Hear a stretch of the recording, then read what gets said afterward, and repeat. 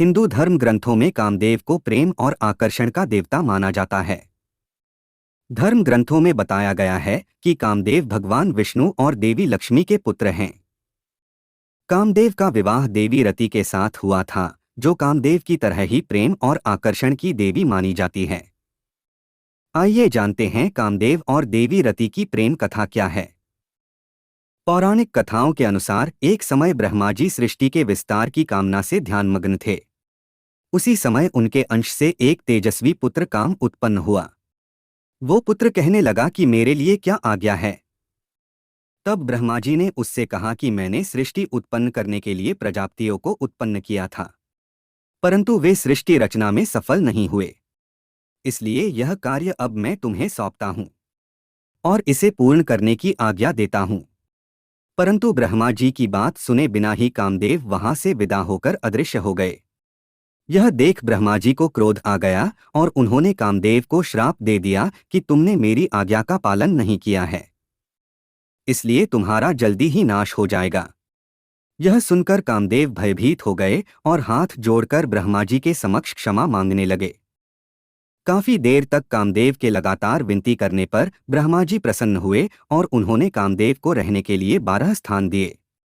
उन्होंने कहा कि हे कामदेव देव, तुम्हारा निवास स्थान स्त्रियों के कटाक्ष, उसके केश राशि, उसकी जंघा, वक्ष, नाभि, जंघमूल, अधर, कोयल की कूक, चांदनी, वर्षाकाल, चैत्र और वैशाख महीना होगा। इसके बाद ब्रह्मा जी ने कामदेव को पुष्प का धनुष और मारण, स्तंभन, जृंभन, शोषण तथा उन्मादन नाम के 5 बाण दिए। वह धनुष मिठास से भरे गन्ने का बना हुआ था, जिसमें मधुमक्खियों के शहद की रस्सी लगी थी। उनके धनुष का बाण अशोक के पेड़ के महकते फूलों के अलावा सफेद, नीले कमल, चमेली और आम के पेड़ पर लगने वाले फूलों से बने हुए थे। ब्रह्मा जी से मिले वरदान के बाद कामदेव तीनों लोकों में भ्रमण करने लगे और भूत, पिशाच, गंधर्व, यक्ष सभी को अपने काम में वशीभूत कर लिया। इसी क्रम में वे भगवान शिवजी के पास कैलाश पहुंचे। भगवान शिव तब तपस्या में लीन थे। तभी कामदेव छोटे से जंतु का सूक्ष्म रूप धरकर कान के छिद्र से भगवान शिव के शरीर में प्रवेश कर गए। इससे शिवजी का मन चंचल हो उठा। उसके बाद भगवान शिव ने ध्यान योग से देखा कि उनके शरीर में कामदेव प्रवेश कर गया है।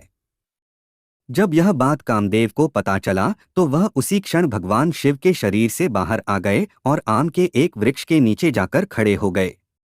फिर उन्होंने शिवजी पर अपना मोहन नामक बाण छोड़ा, जो शिवजी के हृदय पर जाकर लगा। इससे शिवजी क्रोधित हो उठे और उन्होंने कामदेव को अपने तीसरे नेत्र की ज्वाला से भस्म कर दिया। जब यह बात कामदेव की पत्नी रति को पता चली तो वह विलाप करती वहां पहुंची। तभी आकाशवाणी हुई जिसमें रति को विलाप न करने और भगवान शिव की आराधना करने को कहा गया। आकाशवाणी सुनकर रति ने श्रद्धापूर्वक भगवान शंकर की प्रार्थना की।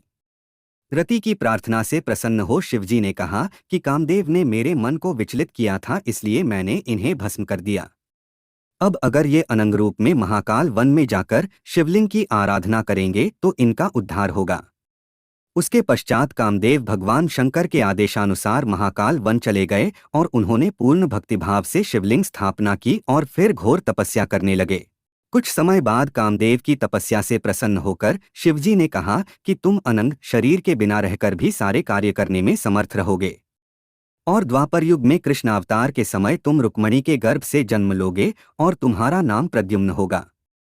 शिव के कहे अनुसार द्वापर युग में भगवान श्री कृष्ण और रुक्मणी को प्रद्युम्न नाम का पुत्र हुआ, जो कि कामदेव का ही अवतार था। परंतु जन्म के पश्चात श्री कृष्ण से दुश्मनी के चलते राक्षस शंभरासुर ने प्रद्युम्न का अपहरण कर लिया और उसे समुद्र में फेंक दिया। उस शिशु को एक मछली ने निगल लिया और वो मछली मछुआरों द्वारा पकड़ी जाने के बाद शंभरासुर के रसोई घर में ही पहुंच गई। जब यह बात देवी रति को मालूम हुआ तो वह सोई में काम करने वाली मायावती नाम की एक स्त्री का रूप धारण करके रसोई घर में पहुंच गई। वहां आई मछली को उसने ही काटा और उसमें से निकले बच्चे को मां के समान पाला पोसा। जब वो बच्चा युवा हुआ तो उसे पूर्व जन्म की सारी बातें याद दिलाई। इतना ही नहीं, सारी कलाएं भी सिखाईं। तब प्रद्युम्न ने शंभरासुर का वध किया और फिर मायावती रूपी रति से विवाह कर उसके साथ द्वारका लौट आए।